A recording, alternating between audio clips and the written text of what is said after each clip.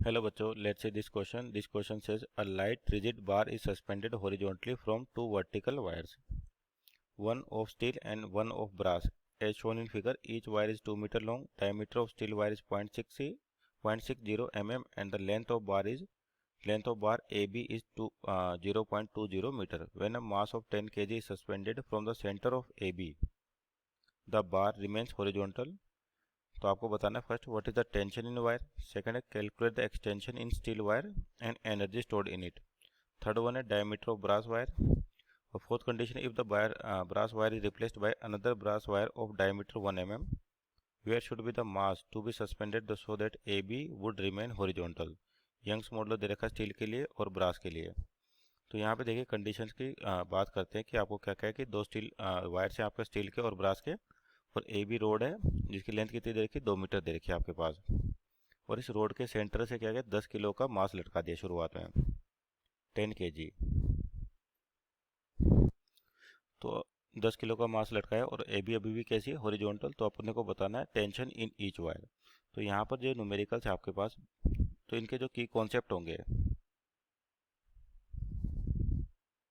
Generally किसके होंगे आपके पास, अगर मान लीजिए आपके पास मास लटका है यहाँ पर, तो इन वायर में क्या होगा फोर्सेस जनरेट होगा और उसमें स्ट्रेस जनरेट होगा।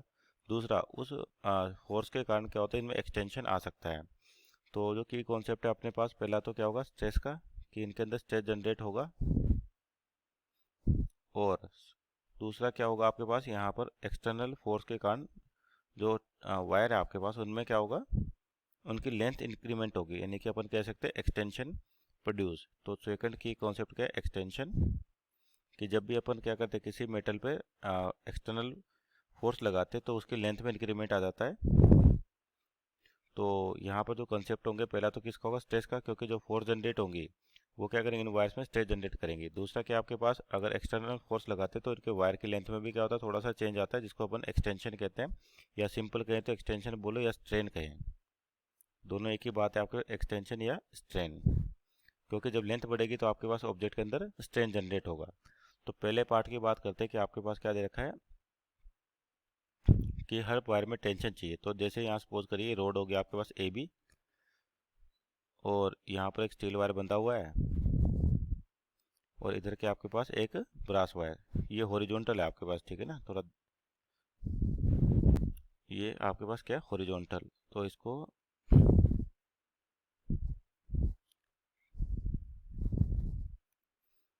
तो ये रोड जो दे रखी है आपके पास एकदम हॉरिजॉन्टल है और मास कितना लटका रखा है 10 kg। तो यानी कि यहाँ पर फोर्स लगेगा वो लगेगा 10 g का, मीन्स 100 न्यूटन। अगर रोड आपके पास क्या इक्विलिब्रियम है यानी कि कोई एक्सटेंशन नहीं है, ये हॉरिजॉन्टल है, तो यहाँ पर आपके पास क्या होगा जो लोड है ये दोनों वायर क्या करेंगे अपने पास लेंगे, तो इनकी वजह से यहाँ पर टेंशन जनरेट होगी दोनों में। तो मान लीजिए इसके अंदर टेंशन आई T1 और इस वाले के अंदर टेंशन आई कितनी T2। तो आपके पास क्या कंडीशन होगी कि T1 प्लस T2 इसकी वैल्यू कितनी होनी चाहिए 100 न्यूटन। और अभी भी रोड आपके पास हॉरिजॉन्टल है, तो क्या होगा इसका टॉर्क, मान लीजिए जिस पॉइंट के अबाउट आपका ये एक्सटर्नल मास हैंग्ड है उसके अबाउट टॉर्क निकले है, ये मान लो ए पॉइंट आपके पास दे रखा है और ये कौन सा बी पॉइंट है और ये बोल देते सी पॉइंट है। तो सी पॉइंट के अबाउट टॉर्क ले अपन, टॉर्क अबाउट सी।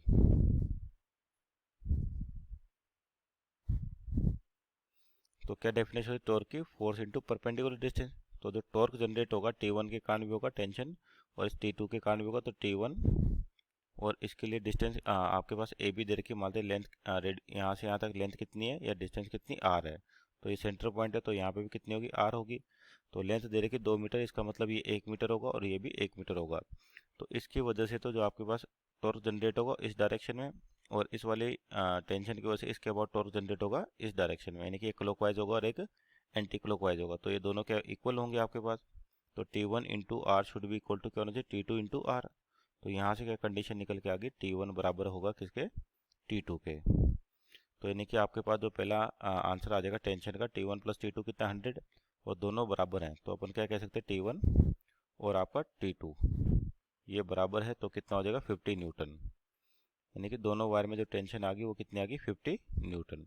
ये अपना पहला आंसर हो गया। उसके बाद क्या पूछा है extension in steel wire energy stored in it. तो एक्सटेंशन कैसे निकालेंगे आपके पास देखिए, एक्सटेंशन की बात करें इसके बी पार्ट की, तो स्टील वायर के अंदर जो एक्सटेंशन है तो अपन जानते हैं जो यंग्स मॉडुलस होता है ये होता है stress upon strain, stress upon strain. और स्ट्रेस क्या होता है, फोर्स अपॉन एरिया, और यहाँ पे स्टील वायर के अंदर जो फोर्स लग रही है वो टेंशन है T1, और इसका क्रॉस सेक्शन एरिया आपको डायमीटर दे रखा है। और स्ट्रेन क्या होता है, change in length upon original length. तो स्टील की बात करते हैं तो स्टील के लिए आपके पास जो यंग्स मॉडुलस भी दे रखा है आपको कितना है यहाँ पर 2 × 10⁻11। तो ये जगह 2 × 10⁻11 इक्वल टू T1 कितना है 50 न्यूटन।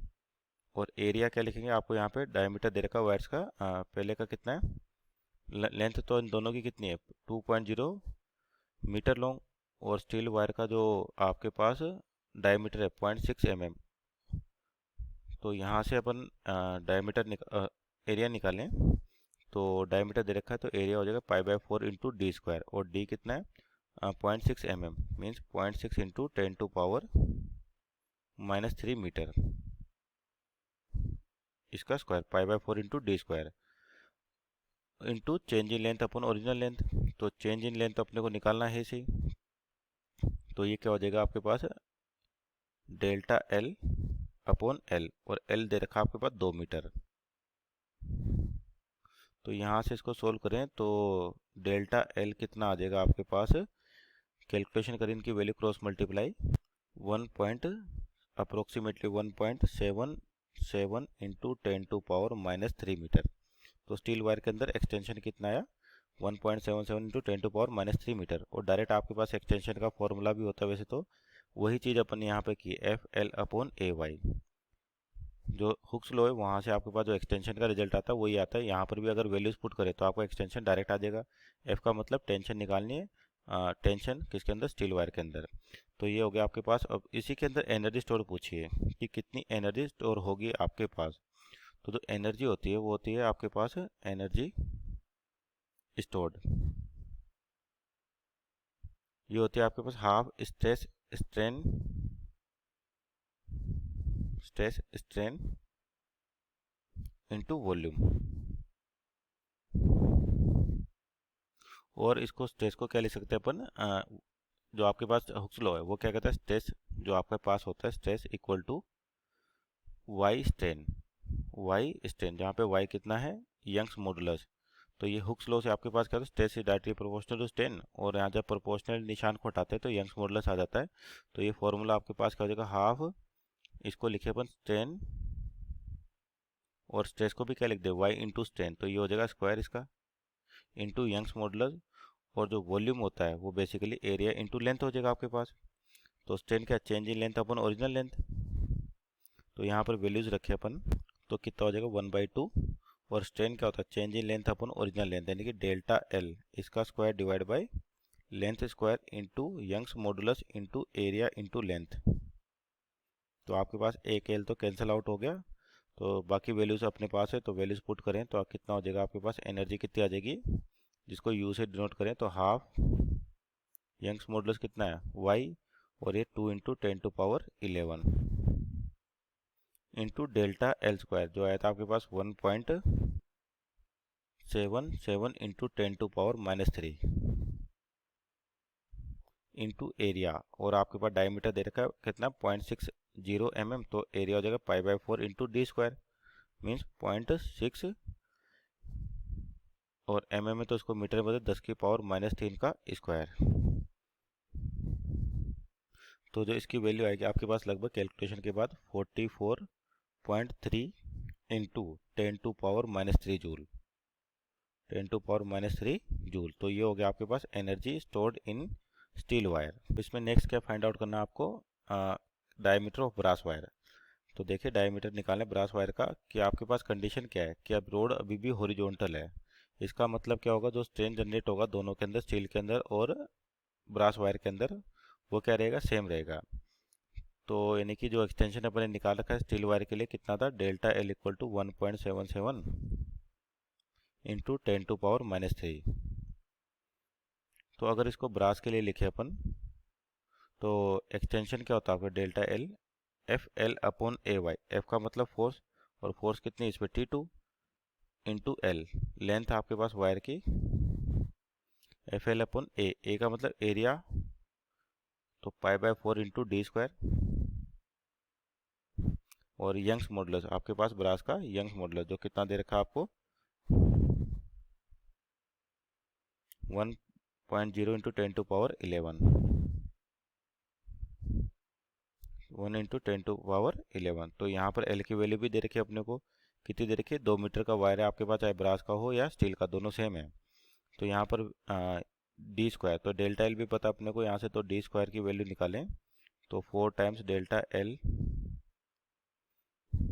ये आपके पास डी स्क्वायर जो होगा इधर जाएगा, तो रीअरेंज करें थोड़ा सा तो आपके पास ये वाली टर्म अपॉन में आएगी। तो क्या लिखे इसको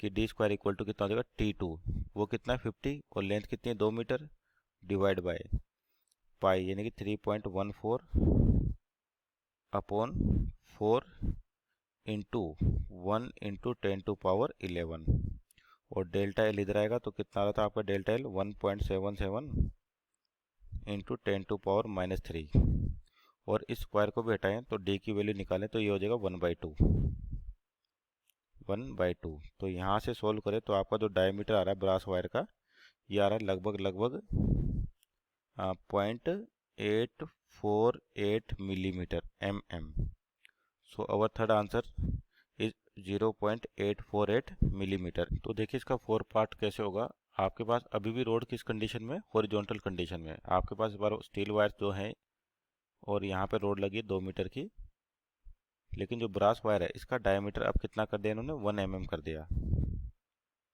और इधर डायमीटर कितना है 0.60 mm है से आपके पास।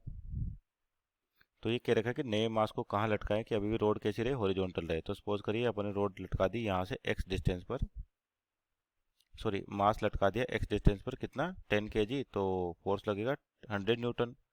तो मान लीजिए इसके अंदर टेंशन आई T1 और इसके अंदर टेंशन कितनी आई T2। तो अभी भी क्या कंडीशन होगी, T1 डैश कह देते हैं और T2 dash, T1 T2 use कर चुके अपन, तो T1 dash plus T2 dash अभी भी कितना होगा 100 न्यूटन के बराबर होना चाहिए। ये तो हो गया आपके पास फोर्स की इक्वेशन। अब टॉर्क की इक्वेशन लिखे हैं, तो टॉर्क की इक्वेशन लिखे तो क्या होगा T1 डैश इंटू एक्स, किसके अबाउट ले रहे हैं, जहाँ पर आपके पास मास हिंज है। तो ये कैसे घुमाएगा इसको क्लॉकवाइज, और ये कैसे घुमाएगा एंटी क्लॉकवाइज। तो T1 एक्स शुड भी इक्वल टू क्या होना चाहिए T2 डैश, और लेंथ कितनी है 2 मीटर, तो 2 माइनस एक्स। तो यहाँ से आपके पास ये टॉर्क की इक्वेशन होगी। अगर रोड हॉरिजॉन्टल है तो अभी भी दोनों में स्ट्रेन क्या होना चाहिए, सेम होना चाहिए। स्ट्रेन का मतलब कि स्टील वायर के अंदर जो स्ट्रेन होगा वो ब्रास वायर के स्ट्रेन के बराबर ही रहेगा, ई ब्रास। तो स्ट्रेन क्या होता है, हुक्स लॉ से देखें तो आपका जो स्ट्रेस होता है वो कितना वाई टाइम्स स्ट्रेन। तो स्ट्रेन की वैल्यू क्या हो जाएगी सिग्मा अपॉन वाई, किसके लिए, स्टील के लिए लिखा अपन ने, और उसी तरह से किसके लिए लिखे ब्रास के लिए, सिग्मा अपॉन वाई ब्रास। और सिग्मा यानी कि स्ट्रेस, ये क्या होता है फोर्स अपॉन एरिया। तो फोर्स कितनी इस बार T1 dash upon area steel wire का और यंग्स मॉडुलस स्टील वायर का, और यहाँ से sigma means force upon area, तो फोर्स कितनी टेंशन T2 और area brass into Y brass. तो यहाँ से अपन फोर्स का रेशो निकाल सकते हैं T1 dash upon T2 dash का। तो ये क्या हो जाएगा आपके पास, ये इधर गया तो A steel upon A brass into Y steel upon Y brass. तो ये वैल्यूज गिवन है आपके पास। स्टील का एरिया कितना π/4 इंटू डी स्क्वायर, तो π/4 वाले टर्म्स कैंसिल आउट हो जाएंगे, तो डायमीटर का स्क्वायर बचेगा केवल। तो 0.60 इंटू 10⁻³ अगर इसको मीटर में बदलें। वैसे रेशो में तो आपके पास डायमेंशन बदलने की कोई जरूरत नहीं, आप इसको इसी तरीके से लिखे 0.60 square divide bye 1 mm means 1 square into steel का यंग्स मॉडुलस आपका 2 इंटू 10⁻11 और ब्रास का कितना 1 इंटू 10⁻11। तो इसको सोल्व करें तो आपका जो रेशो आ रहा है ये आ रहा है लगभग 0.72। तो यानी कि कह सकते हैं T1 डैश की जो वैल्यू होगी आपके पास वो कितनी हो जाएगी 0.72 T2 डैश के बराबर। ये बोल देते इक्वेशन नंबर 3 है। तो ये जो वैल्यूज आए चाहे तो अपन इक्वेशन 1 में रख के T1 T2 की वैल्यू निकाल के भी डायमेंशन बता सकते हैं, और या फिर टॉर्क की इक्वेशन देखें तो यहाँ से आपके पास डायरेक्ट हो जाएगा T1 और T2 डैश का रेशो अपने पास है 0.72।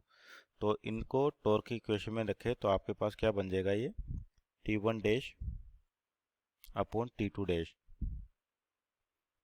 इक्वल टू कितना आएगा 2 minus x divide by x. और ये रेशो कितना आ रहा था आपके पास, 1/T2 का है, रेशो आया था 0.72 इक्वल टू कितना हो जाएगा 2 माइनस एक्स डिवाइड बाई 2। तो ये हो जाएगा 0.72 into 2 is equal to 2 minus x. तो एक्स की वैल्यू क्या आ जाएगी 2 माइनस 2 इंटू 0.72। तो यहाँ सोल्व करें तो एक्स की वैल्यू कितनी मिल जाएगी आपको सोल्व करने पर, यार आपके पास यहाँ से सोल्व करने पर 0.56 metre. So our final answer is equal to 0.56 meter. Hope you understood it well. Best of luck.